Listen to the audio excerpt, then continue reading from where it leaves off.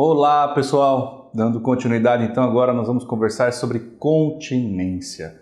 Vamos trabalhar um conceito sobre continência, porque conexão você já está dominando, não é? Aí tem um vídeo para trás que você tem todo o conceito, o trabalho, as peculiaridades, leitura do dispositivo. Agora nós vamos falar sobre continência. A ideia principal de continência é a abrangência de uma ação sobre outra. A ideia da continência é que você tem duas ações, como lá na conexão. Porém, uma destas ações, ela tem um conteúdo muito mais abrangente. Ela acaba, por si só, englobando tudo o que está sendo pedido na ação continente. Veja, meus caros, você terá, portanto, duas ações, em síntese, da qual uma delas, por ter um pedido muito mais abrangente, ela acaba corporificando. Pense aqui num exemplo que o professor Fred deu um dia em aula, eu estava assistindo, e aí, meus caros, ele deu o exemplo da ameba. Lembra da ameba? Lembram que a ameba? A ameba se alimenta de partículas, né? A ameba, ela visualiza uma partícula, ela vem se movimentando, e ela, o quê?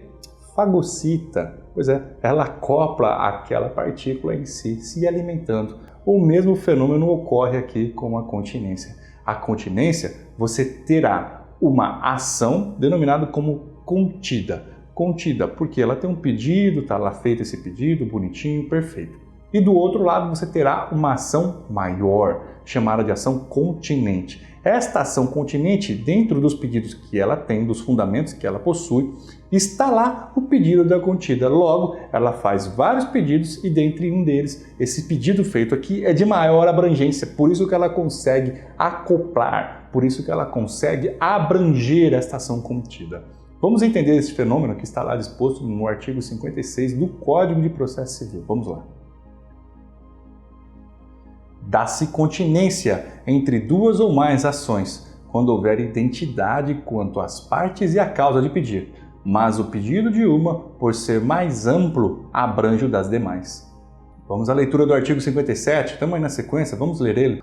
Quando houver continência e a ação continente tiver sido proposta anteriormente, no processo relativo à ação contida, será proferida sentença sem resolução de mérito.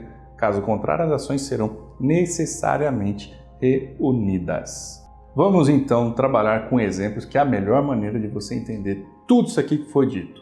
Vamos imaginar então, que uma pessoa ingressa com uma ação de cobrança, requerendo de outro uma determinada quantia em razão de um contrato. A parte contrária, ela vem e ingressa com outra ação.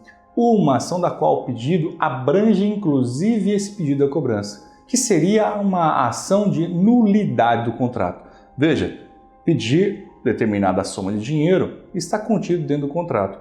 E pedir totalmente a nulidade do contrato é cair inclusive com essa cobrança. Essa cobrança não vai passar a existir mais se for declarada a nulidade do contrato. Veja que é muito mais amplo pedir a nulidade do contrato, né, do que apenas a cobrança. Vamos imaginar aqui num outro exemplo, um exemplo da qual um sócio ingressa com uma ação contra a sociedade requerendo uma porção de dinheiro que ela entende devida.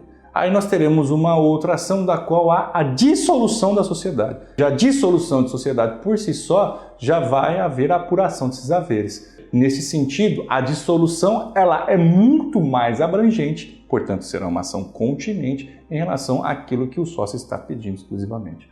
Vamos pensar num outro exemplo aqui um pouquinho mais sofisticado e que pode, às vezes, abrir o nosso conhecimento melhor ainda. Vamos imaginar alguém ingressando com uma ação de reintegração de posse. O sujeito está na posse de um bem e outra pessoa ingressa com a ação requerendo aquela posse. Aí o sujeito vem e, numa outra ação, esse que tem a posse, ele alega ser o proprietário.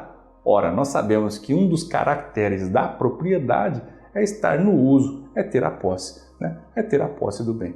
Falar em propriedade é um aspecto muito mais amplo do que falar em posse. Logo, a amplitude desta propriedade ela abrange a posse também, de modo que esta ação será uma ação continente. Perceberam então a continência aqui, exemplos de continência? E para nós eliminarmos essa matéria, acabarmos com ela, entendermos de uma vez por todas, vamos entender melhor o que está dizendo lá no parágrafo 1º. Ali, ele só quer dizer uma questão de ordem cronológica.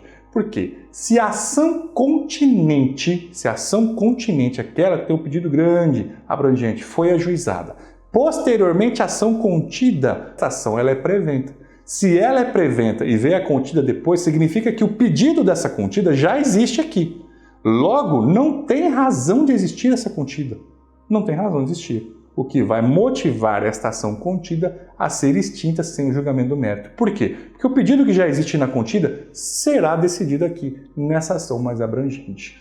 De modo contrário, não acontecerá se a contida foi ajuizada primeiro e depois a continente. Ora, em respeito aqui, em respeito ao direito de ação, em respeito ao princípio da inafastabilidade, se a contida foi ajuizada primeiro, ela vai continuar, ela vai ter o seu segmento. E esta ação continente será reunida e ambas serão decididas simultaneamente, conforme nós já vimos no vídeo da conexão. E vamos fazer a leitura destes artigos que tratam do juízo prevento. Vamos lá.